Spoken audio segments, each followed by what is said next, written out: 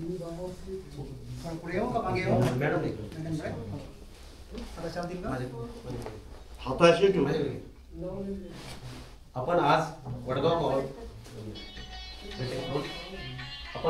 मावळ येथील कामशीत या गावामध्ये मुख्य बाजारपेठमध्ये आहोत. बँक ऑफ महाराष्ट्र शेजारी हे जे काय जीवा नाडी थेरपी आणि क्रायोप्रॅक्टर जे आहेत नाही का थेरपी ती या ठिकाणी केली जाते. या ठिकाणी काही क्रायो प्रॅक्टिशनर्स आलेले आहेत. आज त्यांनी या ठिकाणी काही पेशंटवर उपचार केले. आपण या ठिकाणी उपचार घेतले जे काही पेशंट आहेत ते पेशंटचे आज बोलणार आहोत. आपल्या समोर आहेत. तुमचं नाव काय? माझं नाव मोहिनी रोहित गवस. मोहिनी रोहित गवस आहे माझं नाव. आणि या सेंटरला मी 2-3 वेळा येऊन गेलेली.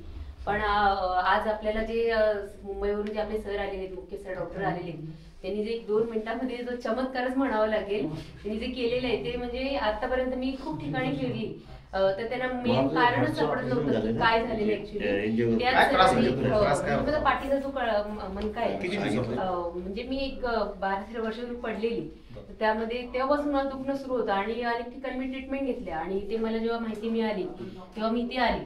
आणि आज जेव्हा सरांकडून जेव्हा मी ते उपचार करून घेतलेले आहे तर मला एक खूप म्हणजे रिलीफ झाला, म्हणजे आराम पडलेला आहे. म्हणजे बिना औषध बिना गोळी बिना ऑपरेशन तुम्हाला इथे ट्रीटमेंट डॉक्टरांनी चांगले केले. सरांनी खूप हे केलेले. सरांचे आभार मानते मी आणि आपल्या पूर्ण केंद्राचेच मी आभार मानते की आमच्यासारख्या अनेक अशा जे गरजू आहेत आणि ज्यांना कमी याच्यामध्ये सुद्धा चांगली जी सेवा पुरवतात त्याच्याबद्दल त्यांचे अनेक आभार मानते. या जीवा नाडी थेरपीमध्ये आणि इथे जे क्रायो प्रॅक्टिशनर येतात ते प्रॅक्टिशनर जे आहेत ते चांगल्या प्रकारचे उपचार करतात असे येथील काही पेशंट लोकांचं म्हणणं आहे.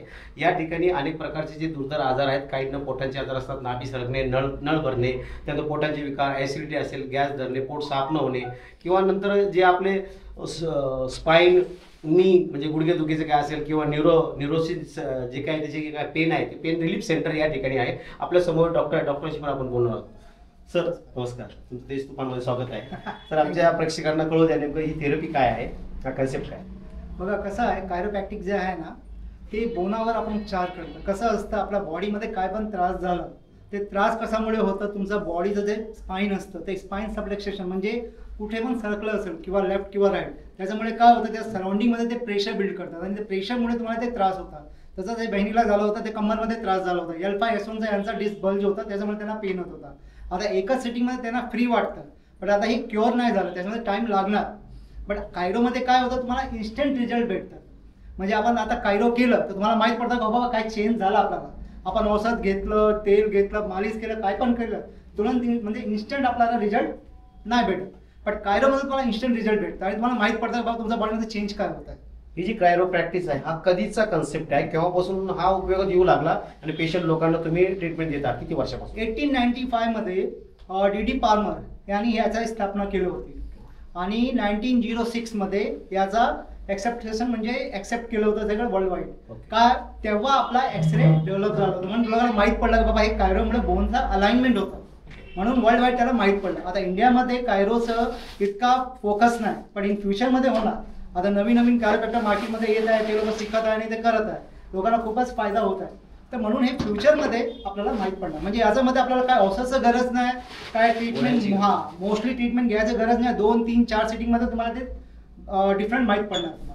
अशा प्रकारचं विना औषध विना गोळ्या आणि विना ऑपरेशन दुर्धर आजार म्हणजे लोक इतके त्रस्त झाले असतात. वर्षानुवर्ष हाडांच्या डॉक्टरांकडे काही लोक जात असतात.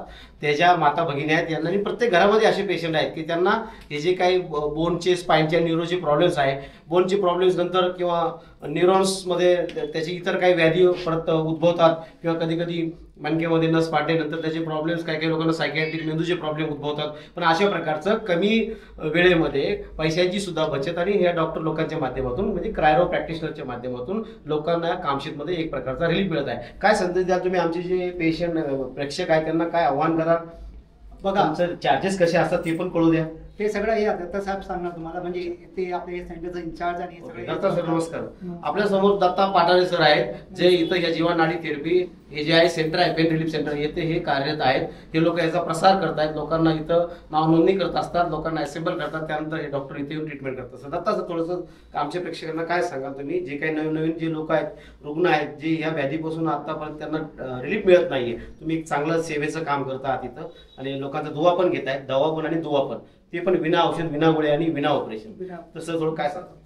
जर कुणाचं समजा कंबर दुखणे, मणके दुखणे किंवा मणके पोझिशन चेंज झाली किंवा हाडांची अलाइनमेंट बिघडलं तर ह्या गोष्टीचा इथं उपचार होतो.